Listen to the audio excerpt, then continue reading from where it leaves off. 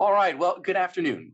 My name is Mark Agers, and I am the director of the Institute for Child Development and Family Relations here at Cal State San Bernardino. We support children, parents, and families in the inland region through research, education, and applied services. I really want to welcome everyone, wish you all a happy new year, and thank you for joining us today for our first ICDFR webinar in the year 2022. We're excited to be back, and we're really grateful that you've come to join us. It is my pleasure now to introduce today's speaker, Jennifer Perez. Jennifer is a graduate student in the Masters of Child Development program here at Cal State University San Bernardino. She is an early childhood teacher, a mother of two, and a certified children's yoga instructor. Jennifer has practiced mindful yoga with her own children and students, as well as with families throughout the local community. We are excited to have Jennifer here with us today. So without further ado, please join me in welcoming today's speaker, Jennifer Perez. Thank you, Mark. Thank you, Dr. Agers, for that introduction. And I'm so excited to be here today to be able to share with you all something I'm very passionate about, something that the research is really starting to support, which is yoga for children. Today's webinar is titled Yoga Works for Kids. And today, I hope that you will learn from this webinar what current research says about children's yoga, as well as an easy to follow children's yoga plan that you can begin using immediately, and some helpful hints to help you successfully introduce and implement yoga with the children in your lives. I wanted to start today's webinar with a little bit of a silly quote from a child who was asked, "What is yoga?" And to which the child responded, "Well, you breathe in and out and start doing slow karate." And while this might not be exactly what children's yoga is all about, it is a playful quote, and children's yoga should be playful. So I wanted to start on that note. So we will begin today by discussing some of what current children's yoga research is telling us about the benefits of children's yoga. First, there has been research showing that there are behavioral implications. For example, preschoolers demonstrate significant improvements in both attention self-regulation and behavior self-regulation after practicing 8 weeks of yoga. And this is for about 1 day per week. Additionally, mindfulness-based yoga has been shown to improve preschoolers' effortful control and executive functioning, two important components of self-regulation. There are also some mental health benefits that have been shown to be supported by children's yoga. And for third and fourth grade students, yoga practiced for as little as 10 minutes per day over 8 weeks has been shown to help decrease child anxiety. Additionally, third grade students share from their experiences with yoga that it has helped them to feel more calm, more focused, and gives them new strategies for regulating their emotions in stressful situations.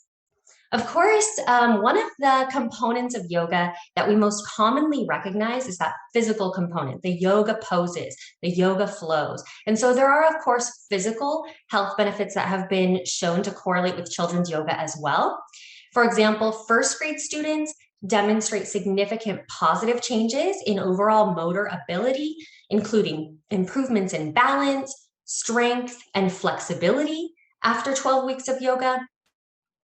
And yoga has been shown to improve the balance and control of preschoolers as well. Finally, there have been, and this is some of the newest research, is showing that children's yoga even has implications for children's cognitive and academic performance. So in a review of 8 studies considering the mental health impacts of yoga, mindful yoga was shown to improve the mental health of 2nd to 11th grade students, but it was also shown in many cases to improve children's self-confidence and contribute to greater academic achievement. Furthermore, for children between the ages of 9 and 12 years, yoga has been shown to improve attention, concentration, memory, and motor speed. So this has been a lot of information right off the bat, but what does this all mean for us, and how can we use this to help children in our lives? In summary, yoga works for kids. New research continues to confirm that yoga benefits children of a wide range of ages in all of these different ways, from behavioral to social emotional, even cognitive and academic, and of course, physical. So now we're going to take a look at some recommendations on how we can benefit children in these ways by introducing them to yoga. First, I would like to share with you some conceptions about yoga that are true and some conceptions about yoga that are actually misconceptions. So first, we'll go over those that are true. Children's yoga is, in fact, an activity in which children practice mindfulness, controlled breathing, and stretching. Children's yoga is an exercise that encourages self-reflection and self-improvement. And it is a practice that can be modified and adapted to meet the needs of children of various abilities. But children's yoga is not rigorous physical exercise that is only intended for those with special abilities. It is not a religious practice. It can, in fact, be coupled with any religion or with none at all. And yoga is not intended to be a competitive sport. It is about self-reflection and self-improvement, not a competition. So let's brainstorm for a moment what we know from our own experiences with yoga. And let's think about what we need to practice yoga ourselves, what we would need to practice yoga with children. I'll give you just a moment to think about that. Okay. And so I took a few moments to think about this, reviewed the research, reviewed my own experiences with yoga, and I came up with two things that everyone who tries to use yoga with children, introduce yoga to children, would need. And those things are an open mind and a quiet space. Now, we may have listed, as we were brainstorming, some things like yoga mats, yoga blocks, other fun props and accessories. And while I do enjoy using those and children tend to enjoy them, they're not necessary to help children benefit from yoga. Now let's brainstorm once more about where we may have practiced yoga ourselves in our own lives, or where we know that yoga can be practiced, or where we think that we might be able to practice yoga with the children in our lives. Let's think about that for a moment. And now for this question, I was actually able to think of quite a few responses here. So we'll see which of these we all align on. Of course, in a yoga studio, perhaps at the gym, on the playground, at the park, in a classroom, even at your desk. There is chair yoga in a chair, at home, in the comfort of your own room, in your backyard, and almost anywhere. So long as you have an open mind, you can be flexible to the idea of incorporating yoga, and you have that quiet space to work with. I have introduced you to all of these different places that we might be able to do yoga. There are three factors, the big three, that we'll notice from all of those research studies that I previously introduced you to at the beginning of this webinar. There are three components, each of those yoga lessons, or each of those yoga practices that are consistent, whether they were performed at a school or whether they were done at home. There are three things that tend to stay consistent. And that is that each of these yoga practices includes breath work, postures or yoga poses, as well as activities that enhance children's mindfulness. So now we will take a look at some details related to each of these three components of a successful children's yoga lesson. The first is those breathing exercises for kids. And I've listed at the bottom of this slide a website that you can visit in your own time that will help you to walk you through how to perform each of these breathing exercises with children, as well as many more breathing exercises. But I would like to invite you to practice one or two of these with me today. We'll start with an energizing breathing exercise that is called bunny breath. And this breath tends to be best with children between the ages of 3 and about 6 years of age. And in order to do bunny breath, we take 3 breaths in through our nose, and then we will hold that for just a moment, and then exhale with a deep sigh from the mouth. So I invite you to practice that with me, and I will do that here. Sometimes we do some silly, playful things when we're engaging in children's yoga. So I hope that you'll join me in bunny breath. 3 deep breaths in, hold it, and out. We'll try that one more time. 3 deep breaths in, hold it, and out. And now I have a breath that I'd like to share with you that is intended more for slightly older children, maybe between the ages of about 6 to 11. And this is alternate nostril breathing. So for this breath, we're going to hold up one finger, and I invite you to participate with me if you're open to trying. And so I invite you to hold up one finger, and we will press that finger gently against one nostril. You'll breathe in through the open nostril and then hold that for a moment, switch fingers, and breathe out through the opposite nostril. And let's begin. Breathe in, hold it, switch, breathe out. We'll try that one more time. Take your finger, your nostril, breathe in.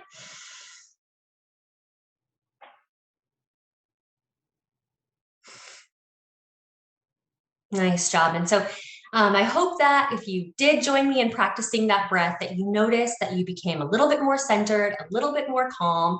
And I think you'll find when you do incorporate some of these breathing exercises in your yoga practice with kids, that they usually respond very well to them. It helps them to really become calm and centered. All right, we'll move along now to some yoga poses. Now, as far as yoga poses for kids go, there really is a plethora of poses that children enjoy. And I have broken down some yoga poses into different categories to help us discuss just a few of the best yoga poses to use with children.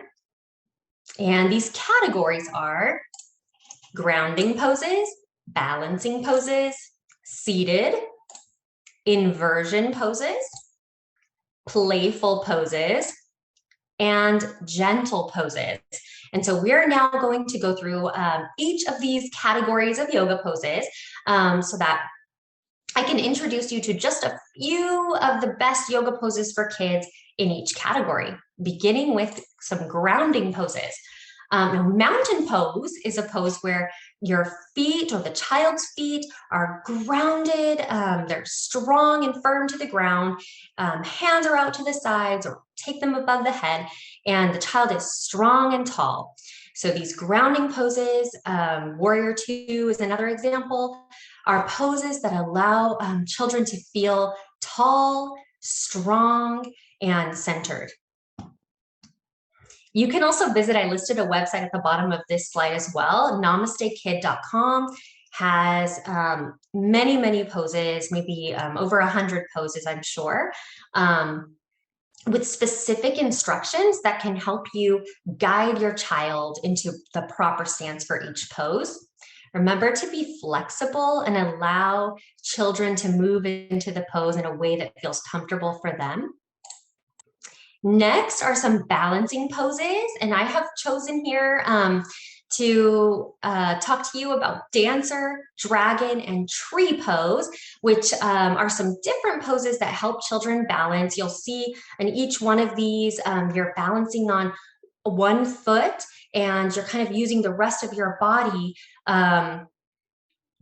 you're supporting your weight on that one foot and you are moving the rest of your body into a pose. And so each of these poses is a little bit different, but they're all helping children to work on their balance. And let's see, once again, you can visit namastekid.com for a list of many more balance poses.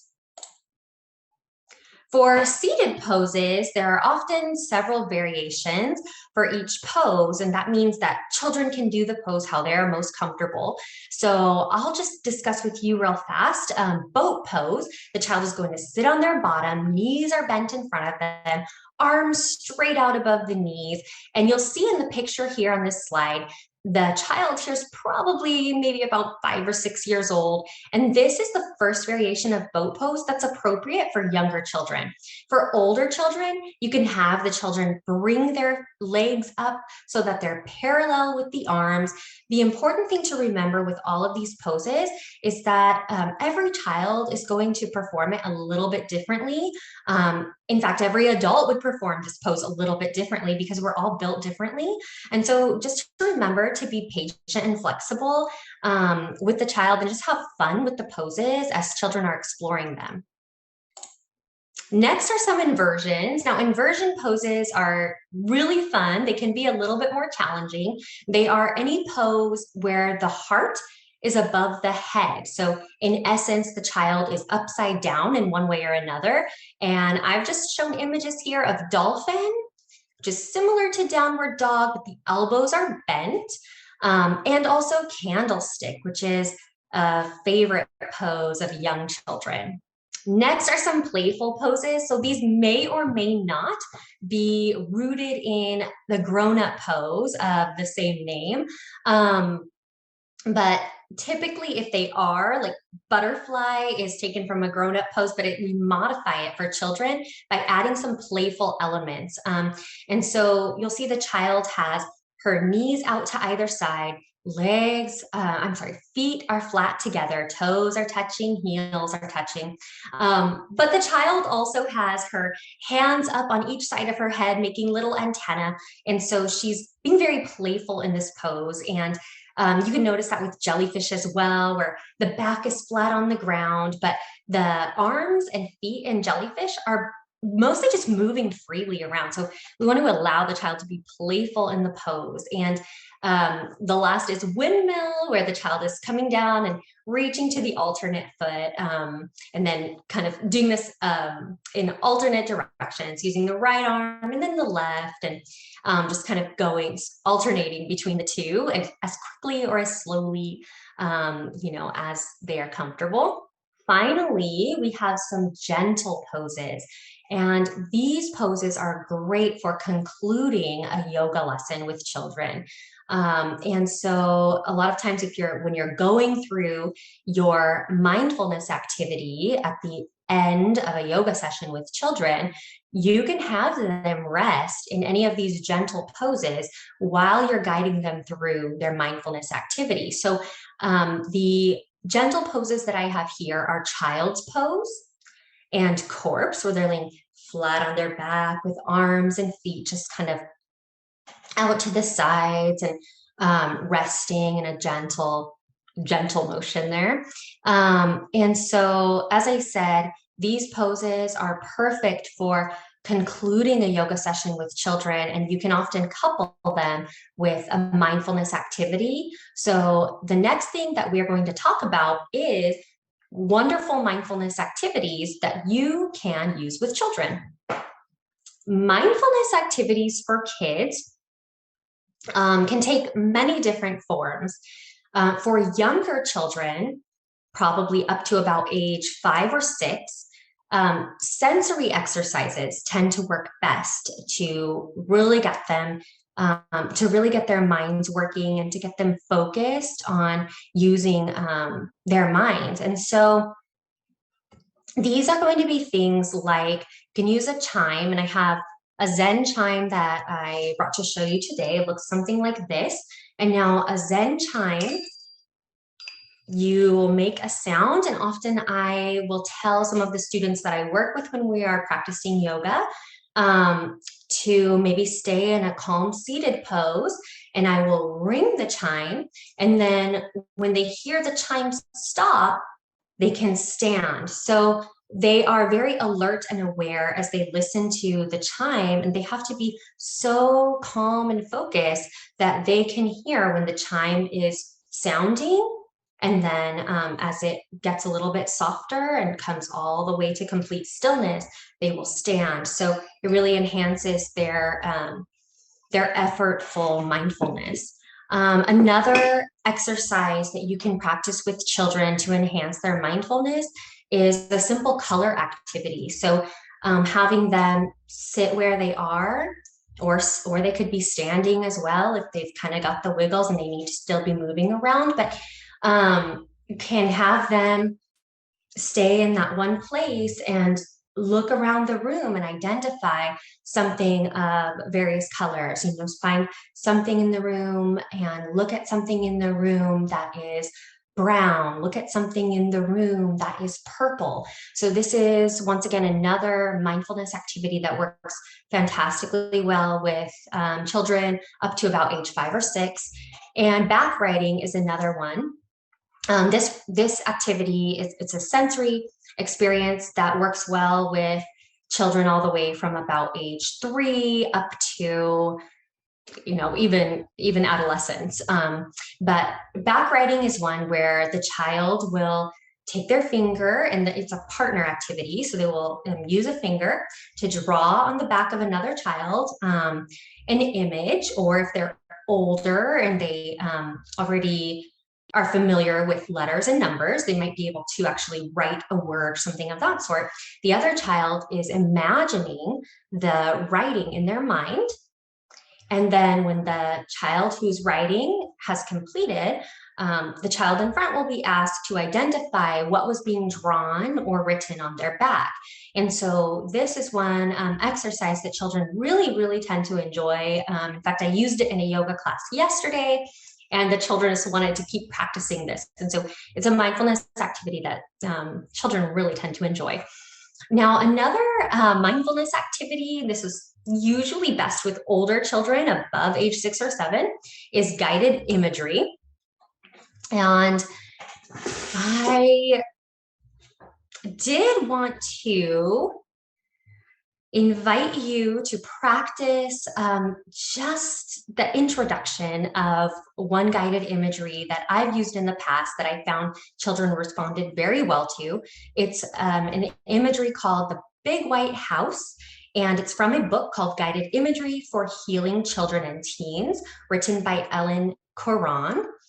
And I'm just going to read to you just a tiny bit of it, but if you wouldn't mind, usually I will invite the children who are practicing guided imagery with me to close their eyelids gently. And so I'm going to invite you to do the same thing and imagine the story that I'm going to share with you in your mind. You are the main character in this story. Go ahead and close your eyes gently and we'll begin. Imagine walking along a long white beach. You can hear the gulls and the gentle roll of the waves. Your feet sink into the warm, white sand. It is quiet and safe. You are alone, walking into the soft sea wind. The sun is shining down on you, making you warm. You've been looking for a place to be quiet and comfortable. And this feels as though it is your beach and yours alone. So I'm going to stop right there. Although it's a beautiful guided imagery, you can feel free to open your eyes if they were closed. I'm going to stop right there, just being mindful of time. But these imageries, you can notice they're very heavy on the adjectives. So there's a lot of adjectives used so that the children can feel warm and they can feel the grains of sand, and those things can really help to take their mind off of things that might be stressful to them and really help them become centered and mindful in that moment. So thank you for participating in that quick mindfulness exercise with me. And now, as I promised, I will provide you with a simple way that you can put all of this together and attempt to use it with the children in your lives. I've outlined here a simple 1, 2, 3 yoga plan. This is a very beginning sort of yoga plan for anybody who's just kind of starting out with children's yoga. And you will want to begin with just one breathing exercise. It could be one that we practice together today, or from the website I shared with you. And you can repeat this as desired. If the child really seems to enjoy the breathing exercise, please don't hesitate practicing this 3 or 4 times. And then you'll want to move on next to at least 2 yoga poses. You can do more if you're comfortable, but in the beginning, children might, as they're still getting used to yoga, as you're still getting used to implementing yoga, 2 poses might be a good starting place. And then you'll want to end your yoga session with 3 minutes guided imagery or other mindfulness activity, like those we just discussed. So this all together should take about 10 minutes. And so we might be wondering, is that enough to be effective? And the research is showing that yes, 10 minutes, 10 minutes per day, 10 minutes every other day is effective in benefiting children in all those ways that we discussed. So coinciding with that, here are some helpful hints for introducing yoga to kids. First, you'll want to make this a part of your daily routine. So build it into maybe every morning after the child brushes their teeth, or if you're in a school setting, every morning after the flag salute, or you'll want to build this into your daily routine at a consistent time. That'll make sure that you all know what's coming, and we don't forget to practice yoga that day. Next, you'll want to set aside a realistic amount of time for yoga. The 1, 2, 3 yoga plan that I shared with you today is a 10-minute yoga plan. And I specifically created that plan because the research is showing that just 10 minutes a day can be very beneficial. Next, you'll want to prioritize mindfulness. So those guided imagery and sensory activities we discussed, they play a very big role in improving the mental health of young children that we're finding that yoga contributes to. And so you want to make sure that you are including those things in your yoga practice. And playful poses for the win. What I mean by that is, if you find that children are having a hard time with some of the more challenging poses, or poses where they're not moving too much, where they're very still and tall, just move on to a pose that you can be very playful with, or stay with that pose, but give the child room to wiggle around, or just have fun with it. Become an animal in that pose, make some fun animal noises to go along with what they think that pose looks like to them. Just remember that it's, you're trying to do something that's beneficial to the child. So you don't want to have them feel forced to be doing something that they don't find enjoyable. So remember to stay playful. And finally, you'll want to acknowledge every effort. Every child is going to be at a different place physically, emotionally, mentally. So we just want to focus on the positive and praise them for even just, showing up to yoga and giving it their best. Here is just a brief list of some additional resources, most of which I referenced already earlier in the webinar, that you can use to support your children's yoga journey. NamasteKid.com and KidsYogaStories.com both have lots of information on some great yoga poses specifically for children. And you'll find a list of different guided imageries that you can use with children at greenchildmagazine.com. And then some of my favorite breathing exercises to use with children, you'll find at imwithholly.com. So I hope that you find those resources helpful. And then there's just a list here of the research that I cited at the beginning of and then throughout our webinar today. And I just want to take one final moment to thank you all for joining me today um, to learn a little bit about children's yoga. I hope that you found this webinar helpful, that you find those resources to be helpful in creating a children's yoga routine that can work for you and the children in your lives. Wonderful, Jennifer. Thank you so much. That was really a great presentation, insightful, and some really valuable hands-on kind of information that parents can use. So thank you for sharing all that you did. Got a number of different questions. I've tried to kind of group them in some way that makes sense, but we'll just take them as they come. Someone had, I think, a very fundamental question pertaining to some of the activities you talked about, and so they kind of ask on a very basic level. How do you teach kids to quiet their mind, kind of quiet their brain, and it sort of stopped there. So I'm not sure if that just means broadly or in conjunction with engaging in yoga, but that's where we'll start. How do you teach kids to quiet the brain? Okay, well, I think that's a wonderful question, and I think that in yoga, the reason that we do these mindfulness activities, like some of those I discussed, is because children do need some strategies to help them with quieting the brain, so help them quieting the mind. And so one of the ways that we can do that is by having them focus on one sort of sense at a time. So those activities that I mentioned, like the back writing activity, where they're closing their eyes and they're really just focusing on, what they are feeling, being drawn on their back. And they're not, they can't, it's not visual for them. They're not hearing anything, but we're just kind of isolating the senses. I think that that's one of the best ways I've found to help children quiet the mind. So similarly, when we're using the Zen Chime that I mentioned as well, they're focusing obviously on their sense of hearing. You can even, to isolate the senses even more, you can even have children close their eyes if you're doing a sensory-based activity that is more hearing-based. And so helping them to isolate the senses is one way that I've found really helps them to quiet the mind.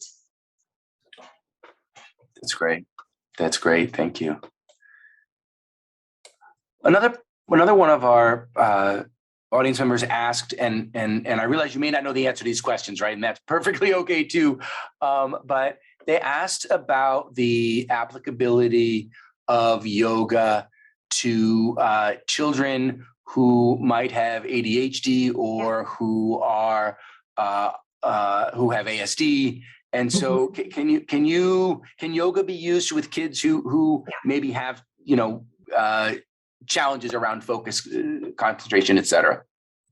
Yeah, so thank you for that question. I think that's a wonderful question, and that was something I had hoped to be able to address a little bit more in this webinar, but in the sake of time, I wasn't able to as much. And my own personal knowledge of this is somewhat limited. However, I do know that there is research probably within the last 5 or 6 years that's been published supporting the use of yoga with children on the autism spectrum, supporting the use of yoga with children diagnosed with ADHD.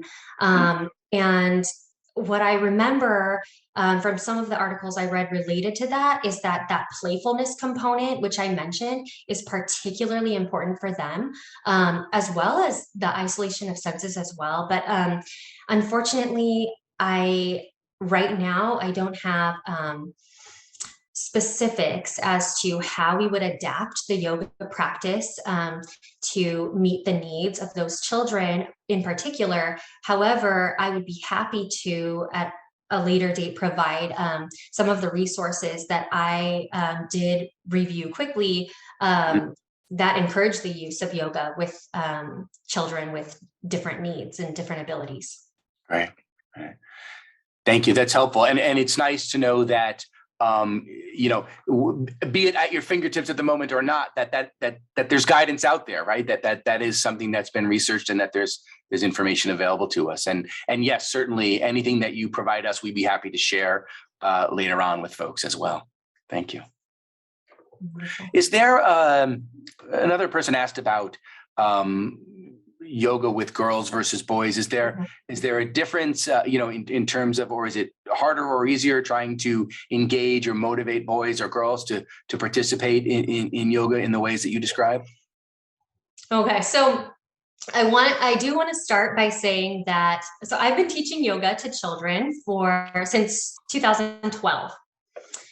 So I want to say that this answer is more based on my personal experiences than rooted in the research.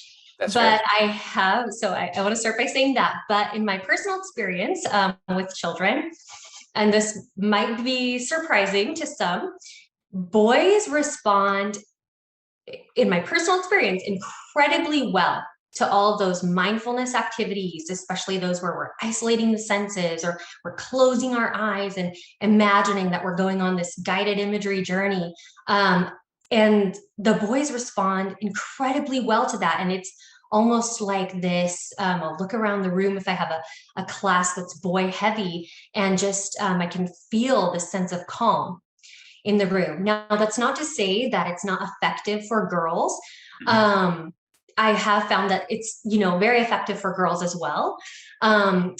There seems to be this notion, that boys can be a little bit more difficult to help find that sense of calm.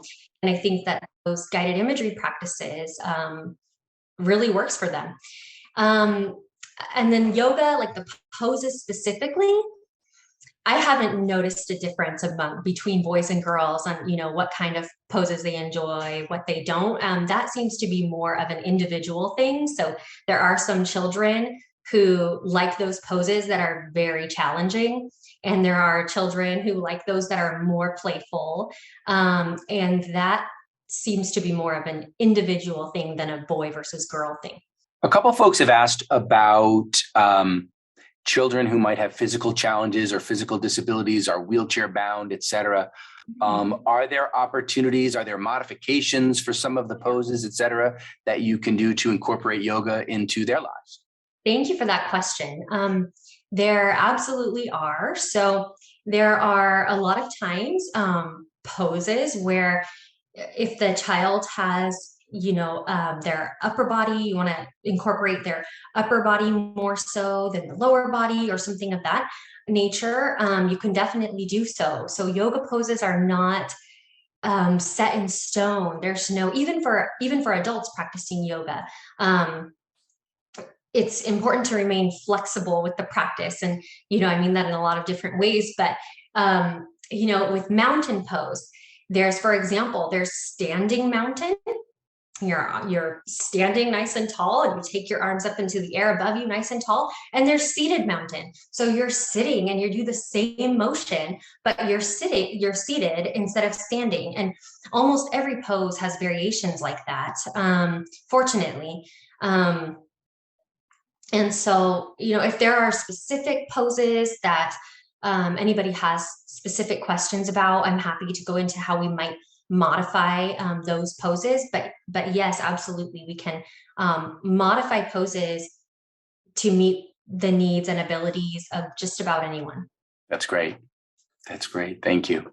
Yeah, none of the questions had any more specifics than that, but I appreciate your willingness to share that. One question that was asked was about for parents who are more familiar with their yoga themselves, right? Adult yoga, who are interested in sharing with their children. Are there common or typical kind of adult poses, grown-up poses that maybe are not good for children? Or that's going to depend on a couple of different things. That's going to depend probably on the age of the child.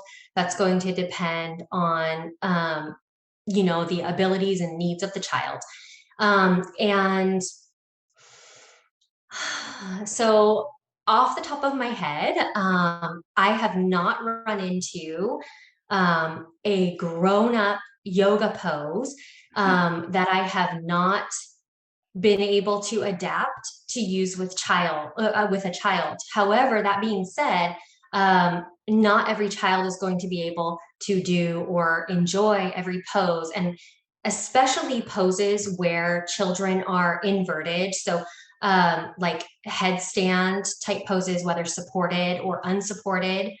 Those poses you want to be especially careful with. Anything involving the head and neck, you want to just be especially careful with those poses. So if you are right there next to your child, you are carefully guiding them in their practice, you can attempt those poses. And in fact, I have with my own children and in classes I've taught, but only when I know that I can be fully aware of that child and what they're practicing. So I wouldn't say that children cannot do those inversions. And I shared with you a few of my favorite inversions, but those are the only poses that I would just recommend using with children with a little bit of extra caution. Or if you feel like, you don't want to have to apply that extra bit of caution, just maybe just avoid those inversions then for now, and they can enjoy the rest of yoga and practice those a few years down the road. No, that's great. I appreciate that. That's really great advice. It sounds too just sort of like being mindful of where kids are developmentally, physically, right, coordination wise, and sort of sort of making decisions about what poses to try based on individually, right, on where kids are. Someone asked a very basic but I think important question, which is, what's the best way to get started? If this is new to you, this is new to your kids, what's the best way to start? Yeah, well, great question. And I'm going to go back to something I said in one of my slides as well. Come up with a routine. Decide on a day, a time of day that works best for whether you're a teacher, whether you're a parent or working with children in some other capacity. Decide on a time that okay, we have 10 minutes a day here to do this. And then talk, before you introduce it to the children, talk with them about it. Oh, we're going to be introducing something new to our daily routine. We have, we're going to be practicing yoga, and, it helps us to focus, and it's good exercise, and, and we can have a lot of fun and kind of be playful with it. So introduce it to the children beforehand, so everybody's prepared, everybody's on the same page. And then I would say just start, if you're just starting out, that 1, 2, 3 plan that I recommended, that 10 minutes a day, strive for that. And even if you don't get to 10 minutes the first time, you get to 5 minutes and the kids aren't really into it, that's fine. Try again the next day, and try for maybe that 10 minutes in the beginning. And if you find that your family, your students are just loving it, you can, build on it from there. That's great. Any last recommendation on that you want to give to folks who are here regarding, a book, a website, a place to start, anything? And you can say no. I'm just throwing that out there as a last minute before we finish up. So I do have a recommendation specifically for parents, a book that I really enjoy, and I have it here with me because I sometimes reference it. So this book it's probably, I don't know if you could see the title there if it's backwards, but Stand Tall Like a Mountain, on mindfulness and self-care for children and parents. So this one's specifically for children and parents, but a lot of what's contained can also be used in a classroom setting as well, by Susie Reading. So that's one book that I really like. Also, anything by Lisa Flynn is, a great resource she's one of the top experts in children's yoga. I've attended some of her classes, and I think she's just wonderful and insightful. So that's Lisa Flynn. Anything you can find by her, just Googling her. I think she has a website and a book. So, yeah.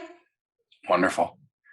Terrific. Well, Jennifer, thank you so much. I appreciate all that you shared, both in your formal presentation as well as in addressing the questions for folks who were attending today. So again, my sincere thanks to our speaker, Jennifer Perez. And of course, also my thanks to each of you who joined us and participated in today's webinar hosted by the Institute for Child Development and Family Relations at Cal State San Bernardino.